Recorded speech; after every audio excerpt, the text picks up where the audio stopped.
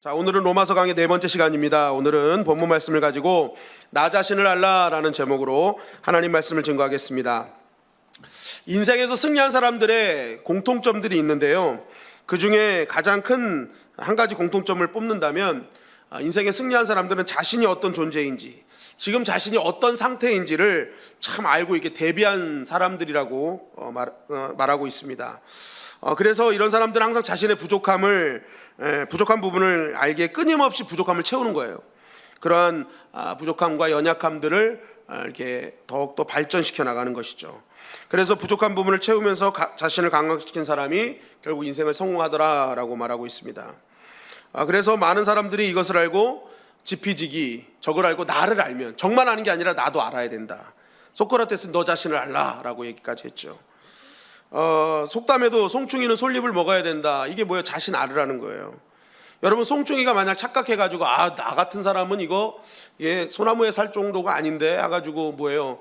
나 같으면 장미 정도는 살아야지 하고 장충이로 가가지고 이렇게 장미한테 올라가다 보면 가시에 찔러서 이게 운명을 달리하는 경우도 있다라는 것입니다. 마찬가지로 우리 인생에서 정말 중요한 것은 바로 그것이죠. 내가 어떤 존재이냐, 내 실존이 뭐냐, 도대체 나는 누구인가, 나는 어떻게 살아가야 되는가, 이것을 자신이 제대로 진단해야 진짜 살 수 있는 길이 열리게 된다는 것이죠.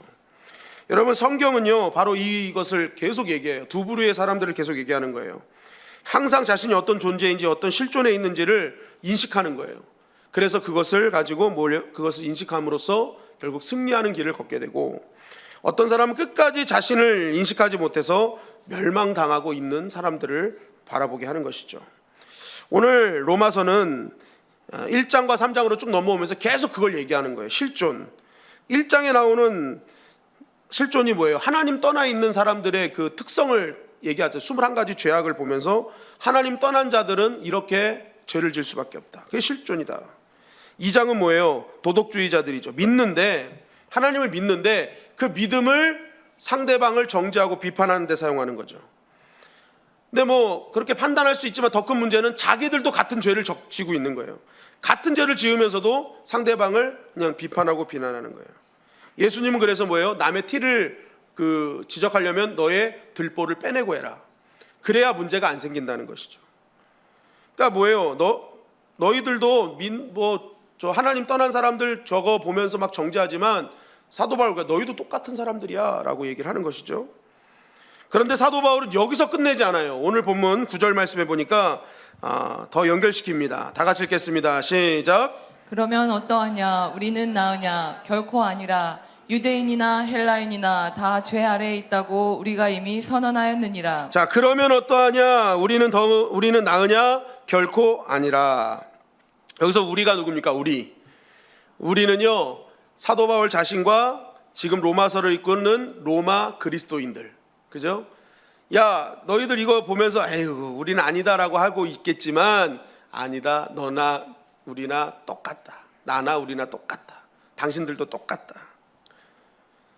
그러면서 이제 오늘날로 말하면 어떻게 되는 거예요? 이 로마서를 읽고 있는 우리를 향해서도 얘기하는 거예요. 당신들도 똑같다. 그 하나님 멀리 떨어져 있는 사람 보면서 그 다른 사람 얘기라고 생각하고, 정죄하는 유대인 보면서 다른 사람 얘기라고 생각하지만 그거 똑같다. 너희들도 똑같다라고 얘기하는 거예요. 그러니까 바울은 뭐예요? 결국 우리도 더 나을 수 없다는 거예요. 그것도 역시 우리의 현실의 모습이라는 것입니다.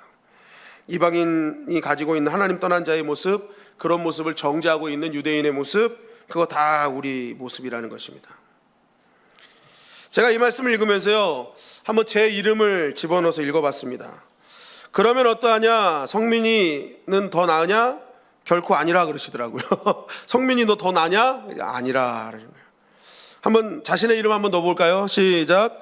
그러면 어떠하냐? 성민이 너는 더 나으냐? 결코 아니라. 여러분, 아무리 내가 더 나은 것처럼 있어도요 성경은 얘기하는 거예요. 더 아니라는 거예요. 결코 아니라는 거예요.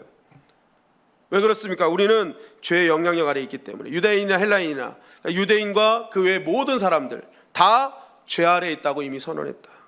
그러니까 죄 아래에 있기 때문에 이것은 저 사람은 맞고 나는 아니야 라고 할 수 없는 이야기라는 것입니다. 결국 바울은 뭐예요? 이것을 얘기하면서 자신을 정확히 진단하고 돌아보라는 거예요. 더 낫지 않다는 거예요. 똑같다는 거예요. 그러면서 로마서 3장 10절 12절은 10절부터 12절은 이렇게 말씀하는 것입니다. 시작. 기록된 바 의인은 없나니 하나도 없으며 깨닫는 자도 없고 하나님을 찾는 자도 없고 다 치우쳐 함께 무익하게 되고 선을 행하는 자는 없나니 하나도 없도다. 자, 계속 반복되는 게 뭐예요? 없다, 없다, 없다, 없다, 없다는 거예요. 있는 것 같다고 생각하지만 없다는 거예요. 그래서 18절까지 보면 7번 없다, 없다, 없다 나와요. 없다, 없다, 없다, 아예 없다. 여러분 성경에서 7은요 완전수입니다. 완전수. 완전하게 없다. 있다고 생각도 하지 마라. 완전히 없다라는 거예요. 없다. 누구도 죄 아래 있기 때문에 의인됨을 자랑할 수 없다. 자기가 의인이라고 드러낼 수 없다. 그러면서 바울은요 그런 죄 아래 있는 인생의 처참한 모습을 또 증거하는 거예요. 우리 13절 14절 말씀입니다. 시작. 그들의 목구멍은 열린 무덤이요 그 혀로는 속임을 일삼으며 그 입술에는 독사의 독이 있고 그 입에는 저주와 악독이 가득하고. 자, 그런 의인이 없는 세상, 그죠? 그 죄 아래 있는 사람들의 모습 중에 하나가 이 말이라는 말의 모습 보면 알 수 있다는 거예요. 말을 통해서 그 사람이 얼마나 죄의 영향력 아래 있는지 이 말을 들어보면 안다는 거예요. 왜냐하면 이 말이요, 그들의 목구멍은 열린 무덤이다. 뭐예요? 그 말을 통해서 사람들을 무덤의 자리로 끌고 갈 수 있다는 거예요. 그러니까 이 말을 통해서 뭐예요? 그 사람을 죽일 수도 있다는 거예요. 여러분 칼로만 사람 죽이는 게 아니라 말로 사람 죽일 수 있다는 거예요. 왜요?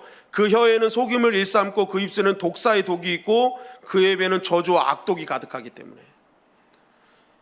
여러분 우리가 이 말 한마디가요 살리고 죽이는 일을 할 수 있다는 거죠. 그래서 잠언서 18장 21절에 보니까 죽고 사는 것이 혀의 힘에 달렸다라는 거예요. 죽고 사는 것이 혀의 힘에 달렸다. 여러분 실제적으로 교회 다니면서 실족하는 이유가요 예수님 때문이 아니잖아요. 조사해보면 예수님 하나님 싫어서 교회 떠난 사람 없어요. 거의 성도들 간의 말 한마디 때문에 그 악독과 시기와 모함과 막 그런 말 한마디 딱 듣고 나서 더 이상 교회는 못 다닐 곳이야. 여러분 우리가 기억해야 될 것은요 나의 영적인 수준, 나의 영적인 실력은 뭘로 알 수 있느냐? 내가 사용하는 언어를 통해서 알 수 있는 거예요. 여러분 하나님을 믿는다는 것은요 보는 것이 달라진 것입니다. 보는 것이 달라진 것은 결국 뭐예요? 말하는 것이 달라지게 돼 있는 거예요.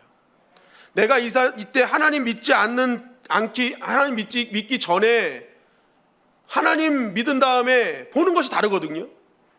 일단 하나님 예수님 믿으면 예수님이 보이고 하나님 보고 십자가가 보여요. 그러면요 이전에 보지 못한 거 본 사람은 말이 달라질 수밖에 없어요. 언어가 달라져요. 그런데 여전히 내가 언어가 달라지지 않았다? 이거 잘못 보고 있는 것이죠. 여러분 기도 아무리 많이 하고 찬양 많이 해도요 매일 나의 입술로 누군가를 죽이고 모함하고 비난하고 있다면 그게 지금 내 영적인 현실이라는 것입니다. 야고보서 1장 26절에 보니까 누구든지 스스로 경건하다 생각하며 자기 혀를 재갈문이지 아니하고 자기 마음을 속이면 이 사람의 경건은 헛것이라. 아무리 경건한 척해도 그 이 말 재갈물리지 않으면요 그거 경건한 척해도 그거 다 헛것이라는 거예요. 예배 많이 드리고 뭐 찬양 많이 하고 막 아무리 뭐 성경 많이 읽는다 하더라도 내 혀를 제어하지 못하면요 그거 다 경건 헛것이라는 것이죠. 여러분 이번 한 주 나의 사용하는 입술과 언어가 사람을 세우고 살리는 입술과 언어로 사용되었습니까? 여러분 교회와 성도의 만남 가운데 우리의 입술이 살리는 언어가 되기를 주님의 이름으로 간절히 축원합니다. 내가 정말 믿음이 성숙했다라는 것은 내 언어를 통해서 알 수 있는 거예요. 다른 사람도 느끼는 거예요. 저 사람 진짜 성숙됐구나. 그 말을 통해서 알 수 있는 거예요. 여러분 어떤 분들은 그래요. 안일땡 굴뚝에 연기 나려 하면서 없는 굴뚝까지 만들어내는 사람들이 있어. 그러면 안 돼요. 안일땡 굴뚝은 없애버려야 돼요. 여러분 없애버려야 돼요. 그 굴뚝까지 세우면 어떡하겠어요. 여러분 우리가 이번 한 주 살리는 말에 앞장서시기를 주님의 이름 간절히 축원합니다. 그거를요 여러분 그러면 어떻게 해야 되느냐 쉽게 가르쳐 드릴게요. 기도의 언어로 바꾸세요. 기도의 언어로 바꾸세요. 기도하면 돼요. 나를 억울하게 하고 힘들게 했어. 정말 어떻게 보면 그게요 실제적으로 전달돼서 오해된 부분들도 많이 있거든요. 근데 그게 때로는 우리 마음을 막 속상하게 한단 말이에요. 그러면 그때 하나님께 기도의 언어로 바꾸는 거예요. 하나님 너무 속상해요. 하나님 제가 이거 정말 말도 안 되는 이러한 일들을 내가 왜 당해야 됩니까? 하면 그냥 하나님께 다 아뢰세요. 계속 아뢰다 보면요, 하나님께서요, 혹시라도 나에게 그러한 엉뚱한 그런 말을 한 사람들을 향한 긍휼의 마음도 주세요. 하나님, 그 사람 긍휼히 여깁니다. 여러분, 그러면요, 우리가요 언제든지 살리는 사람이 될 수 있는 거예요.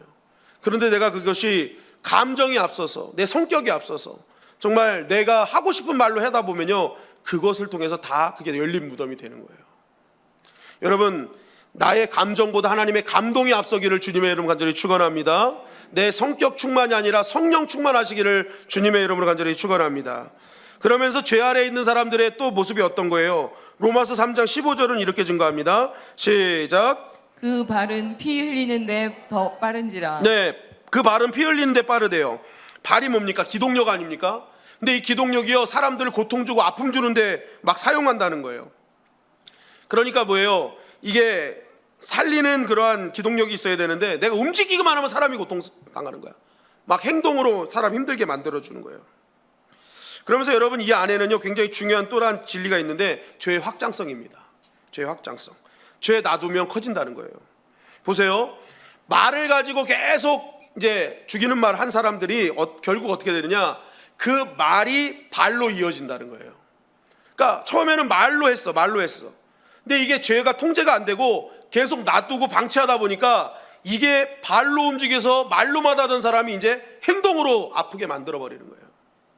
여러분, 성경 보십시오. 가인이요 분노 방치해서요 아벨 죽여버려요. 그래서 하나님이 너 분노 다스려라 한 거예요. 그거 방치하면 안 된다. 그거 빨리 없애라. 그런데 그거 방치해 두니까 점점점 커져서 살인의 자리로 갑니다. 다윗은 음란을 방치했더니 불륜을 저지르고 살인을 교사해요. 그러니까 이게 죄는요 방치하고 놔두면 계속 확장되는 거예요. 여러분, 동물 학대를 방치하면 나중에 커서 사람을 학대하게 된답니다. 그러니까 동물 학대 못하게 하는 건요 그냥 동물이 불쌍해서가 아니라 사실은 더 넓은 의미로 보면요, 그거 그냥 놔두다 보면 나중에 그 사람이 사람을 학대하는 자리까지 가는 거예요. 죄는요 계속 커지는 거예요. 확산되는 거예요. 여러분, 그래서 여러분 언어를요 제어하지 않으면 여러분 그것이 말이 발로 간다니까요. 그래서 여러분 언어를 여러분이 들어보시고, 여러분 말을 할 때 제일 먼저 듣는 사람이 누구예요? 자기예요.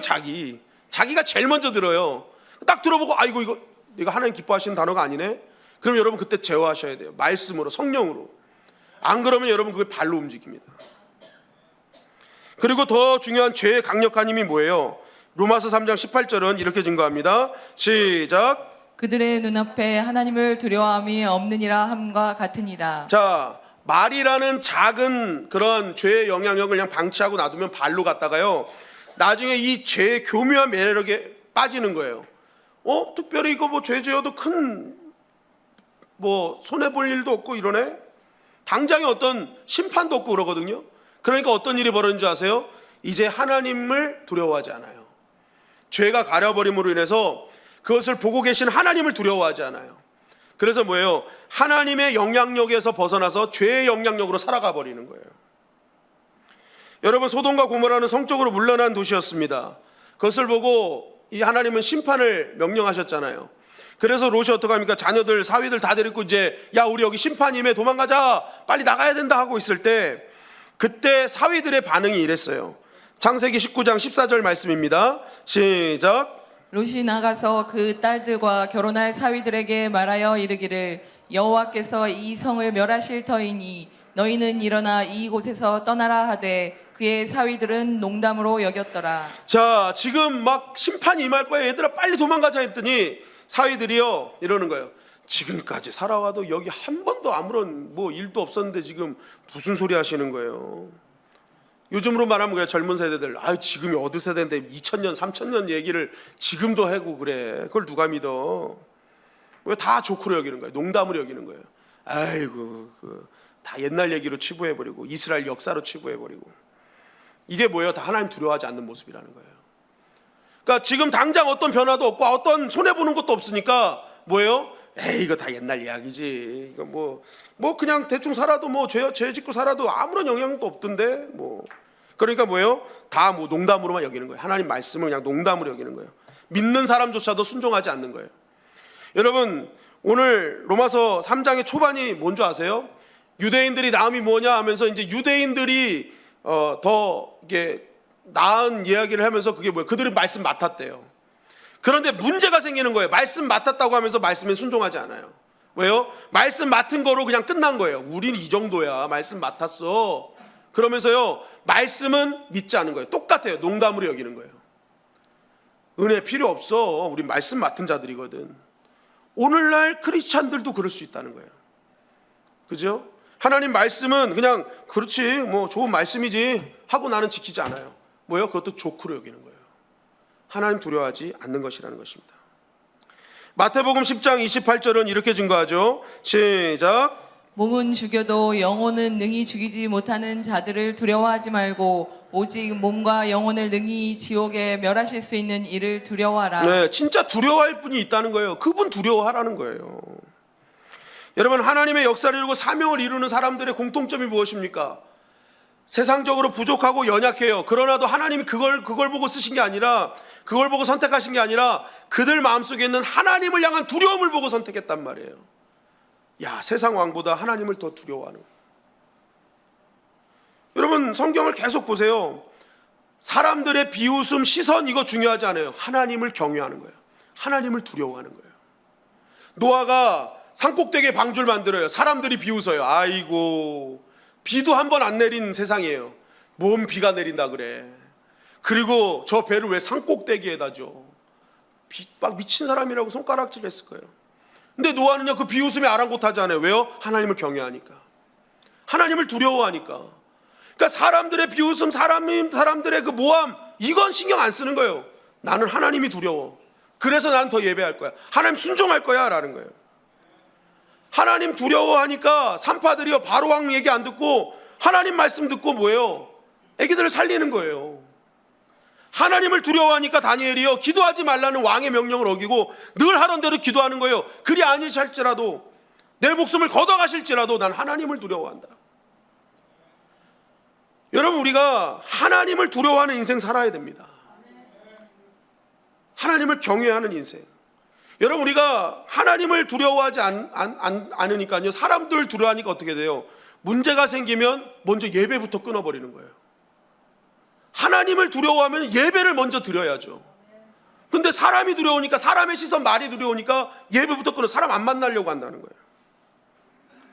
여러분, 우리가 하나님 두려워해야 돼요. 하나님 두려워해야 돼요. 여러분, 우리 인생에요, 예수님이 오십니다. 그게 우주적 종말이죠. 그런데 종말은요, 우주적 종말만 있는 게 아니에요. 개인적 종말이 있어요. 주님 오시기 전에 우리가 생이 닿으면요, 반드시 개인적으로 하나님 앞에 섭니다. 누구나 한 번 죽어요. 그리고 심판이 있어요. 그런데 이때 이 심판 앞에 평안한 사람이 누구예요? 이 땅에서 하나님 두려워 살던 사람들이에요.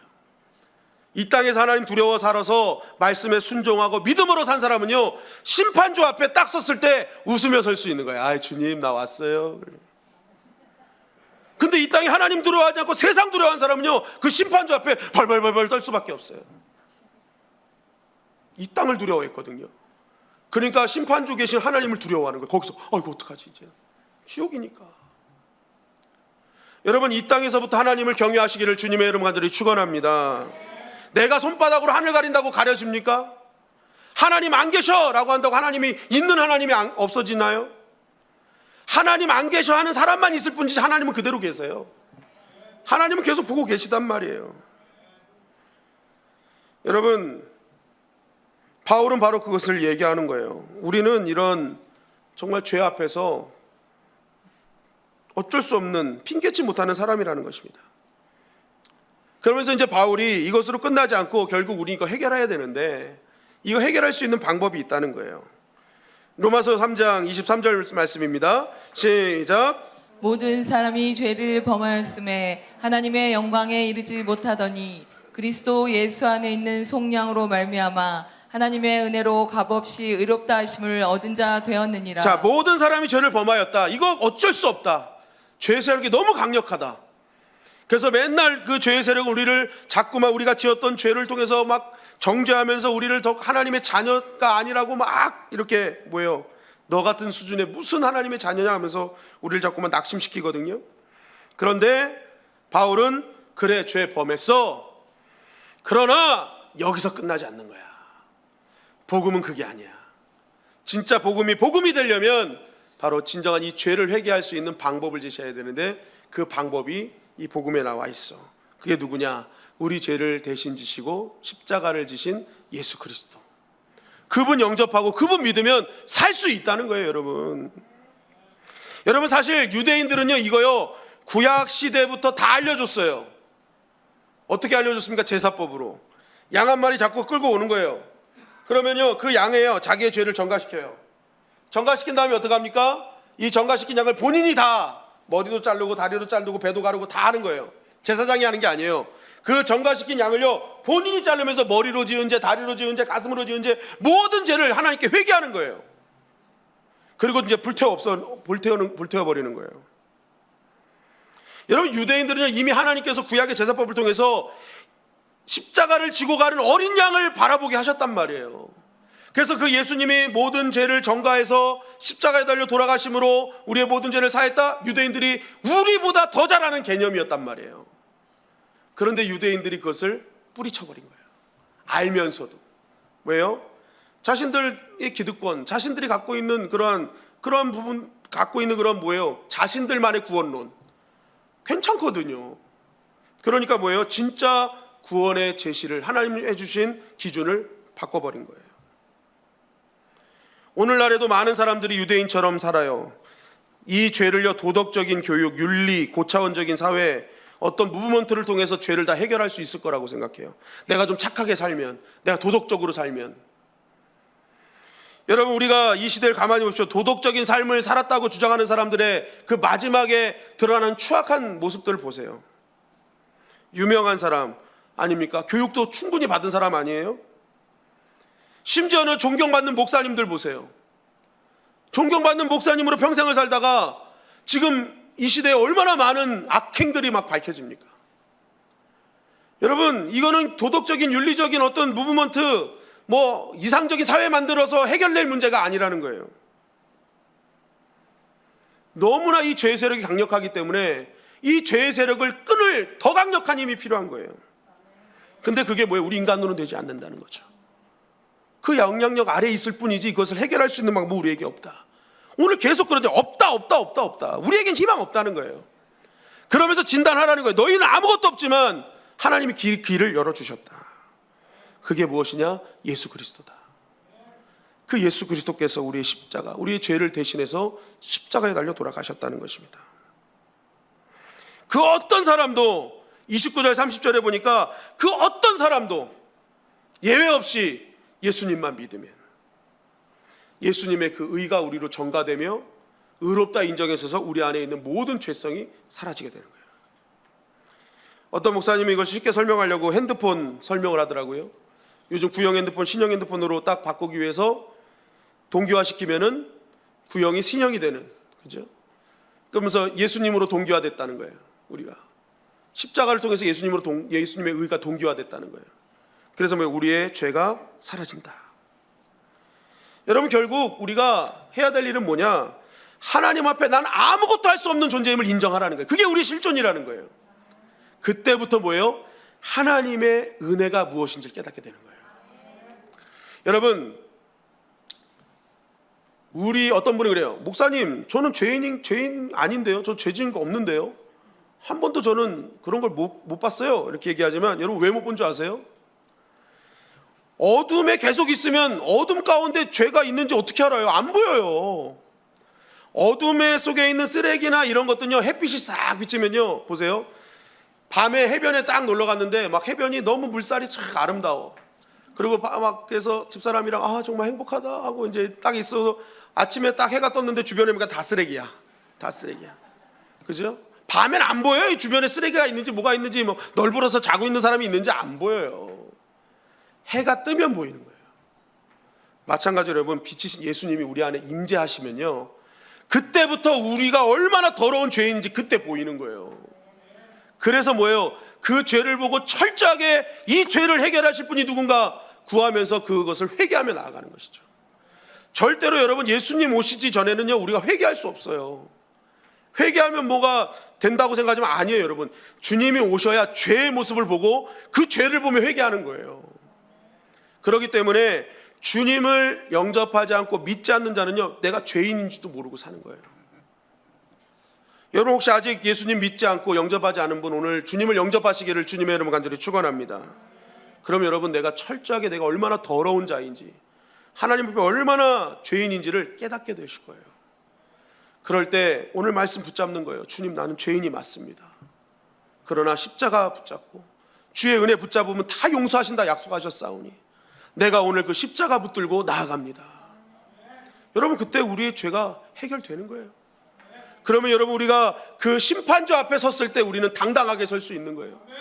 나의 그런 연약한 모습으로 서는 게 아닙니다. 그것 때문에 여러분 실망하지 마세요. 염려하지 마세요. 예수님이 다 해결해 주시는 거예요. 여러분, 그 예수님께서 죄의 세력을 무너뜨려 주시는 거예요. 그런데 많은 사람들이 너무나 마귀한테 속아서 엉뚱한 거 붙잡고 사는 거예요. 어떤 사람에게 물어요. 예수님 믿으십니까? 그러면 돌아오는 대답이 그래요. 우리 아버지가 장로님이시라고. 아니, 예수님 본인이 믿으시냐고. 우리 집은 3대째 교회 다닌다고. 그거 말고 예수님 믿으시냐고. 제가 유아세례 출신이에요. 아니, 그거 말고요, 예수님 믿으시냐고요. 제가 목사님, 우리 집안에 목사님이 4명입니다. 헛단 소리만 계속하는 거예요. 헛단 소리만 계속하는 거예요. 예수님 믿으세요? 모태신앙입니다. 제가 보니까요, 이 시대에 모태신앙이 제일 못해요. 맨날 못해, 못한대, 맨날 못한대, 모태신앙. 요한복음 1장 13절에 보니까 이는 혈통으로나 육정으로나 사람의 뜻으로 될 수 없다는 거예요. 혈통, 육정 다 필요 없다는 거예요. 이런 부류가 있으면 또 이런 부류가 있어요. 죄를요, 이런 어떤 구원을요, 이게 절대적으로 보지 않고 상대적으로 보는 거예요. 나와 하나님 주님과의 그런 1대1 절대적 관계거든요. 근데 상대적 관계로 해서 저 구원받은 사람보다 내가 더 깨끗이 사는데, 그러니까 난 구원 받아야지, 이렇게 생각하는 사람들이 있어요. 저 사람보다 내가 깨끗이 사니까 저 사람 구원 받았다고 하니 나는 구원 받았겠구만, 이렇게 사는 사람이 있어요. 제가 우리 큰아버지가 돌아가실 때 예수님 영접시켜 드렸는데, 그 전에 찾아가서 이렇게 복음을 전하면요, 큰아버지가 진짜 너무 선하신 분이었어요. 큰아버지가 항상 그러세요. 야, 난 법 없이도 살 사람이다. 내가 천국 안 가면 누가 천국 가냐. 항상 이렇게 말씀하셨어요. 왜냐하면 본인이 너무 선하게 사시니까 본인이 기준이신 거예요. 나처럼 선하게 사는 사람이 구원받아야지, 무슨 저 죄 짓는 사람이 구원받냐. 돌아가시기 전에 큰아버지 만났는데, 큰아버지가 막 이제 거의 임종하실 순간인가. 큰아버지한테 제 말 들리시냐고 했더니 거의 눈도 못 뜨시는데 눈물을 흘리시는 거예요. 그러니까 병원 간호사가 놀란 거예요. 한 번도 이런 반응을 보이신 적이 없대요. 근데 제가 가서 이제 딱 이렇게 말을 나누는데 눈물을 흘리시는 거예요. 그래서 제가 이제 그때 복음을 전하고 안수해 드렸더니 너무 제가 봤을 때 큰아버지의 표정이 너무 행복해 하시는 거예요. 깨달으신 거죠. 죽음의 문 앞에 이를 때 다 아는 거예요. 심판 주신 하나님 보이는 거예요. 여러분, 그래서 어떤 목사님은요, 목회를 오래 하셔서 임종 직전에 사람들에게 가서 그 사람 불안해하니까 안정시키려고, 장로님 평생에 그렇게 교회도 지으시고 선한 일도 많이 하셨고 그러니까 걱정하지 마세요, 이제 다 됐습니다 하고 막 이렇게 칭찬하고 막 이랬단 말이에요. 이랬대요. 그런데요, 사람들 얼굴에요, 불안감이 사라지지 않더래요. 계속 칭찬했는데도 안 사라지더래요. 그래서 왜 그러지 하다가 이 목사님이요, 바꿨대요. 칭찬할 게 아니라 예수님의 보혈의 공로를 선포했대요. 집사님, 예수님께서 집사님 죄 다 사해 주셨어. 그 사하심을 통해서 이제 예수님 천국이야. 심판주 하나님 앞에 설 때 당당하게 서면 돼. 걱정하지 마 하면서 예수님 십자가 전했더니요, 그 안에 얼굴이, 불안한 얼굴이 싹 사라지고 평안해지더라는 거예요. 여러분, 마지막 때 우리가 갖고 있는 공로, 이거 다 필요 없다는 거예요. 심판주 앞에 서면요, 가장 중요한 게 뭐예요? 십자가 보혈이에요. 예수님 믿었냐? 제대로 믿었냐? 그 예수님만 붙잡으면 반드시 우리는 사는 역사가 일어나게 될 줄 믿습니다. 어떤 분은 또 그래요. 우리 아내가 대신 기도해 준다 그랬어요. 교회 나오지 말고 내가 기도해 줄 테니까 교회 나오지 말라고. 여러분, 그 남편 속고 계시는 거예요. 이 땅에서 너무 힘들게 사니까 부인이요, 속이는 거야. 천국 가서 같이 또 만나기 싫으니까 내가 대신 기도해 줄게 하고 속이는 거예요 지금. 여러분, 그런 남편이 있으면 얼른 아내 치맛자락 붙잡고 나오시기를 주님의 이름으로 간절히 축원합니다. 속이는 거예요. 천국에서 만나기 싫으니까 내가 대신 기도해 주겠다고. 여러분 1대1의 관계입니다. 예수님과 나와 1대1의 관계지 누가 기도해 준다고 구원받아요. 부모가 기도해 준다고 자녀가 구원받는 게 아니에요. 자녀도 예수님 믿어야 돼요. 이 절대적 진리 앞에 우리는 엎드려야 되는 것입니다. 여러분 학벌이 뛰어나고 지식이 많고 재산이 많아도요 우리의 죄를 해결할 수 없어요. 예수님 만나야 됩니다. 그리고 반대로 환경이 열악하고 교육을 못 받고 가난해도요 그거 불쌍해서 구원하시는 게 아니에요. 그 사람도 예수님 만나야 돼요. 누구나 예수님 만나야 구원 얻는 것입니다. 여러분 오늘 바울은 그것을 말하는 거예요. 우리의 실존, 지금 우리의 상태, 하나님을 떠난 자의 모습, 그거 예수님 붙들어야 살 수 있다는 것입니다. 여러분 오늘 나는 주님 없으면 안 된다는 사실을 기억하십시오. 그것이 우리의 본질의 모습인 것입니다. 주님 없으면 안 됩니다. 주님밖에 없습니다. 우리가 그러한 믿음으로 고백하고 나의 무력함, 나의 연약함, 나의 부족함을 인정하며 시작할 때 그때 그 은혜가 더 큰 것이고 그 은혜를 누리는 사람은 감사와 감격으로 살아갈 수밖에 없는 것입니다. 나 같은 죄인, 정말 벌레 못한 이런 사람을 여전히 구원하신다는 그 복음의 메시지 따라하십니다. 복음이 결론이 되게 하라. 복음이 결론이 돼야 됩니다. 여러분 복음은 회복이고 생명입니다. 그것이 우리의 항상 결론이 돼야 돼요. 나의 연약함을 보실 때 살리시는 주님이 결론이 되십시오. 그러면 우리는 매일매일 사는 역사가 일어나게 될 줄 믿습니다.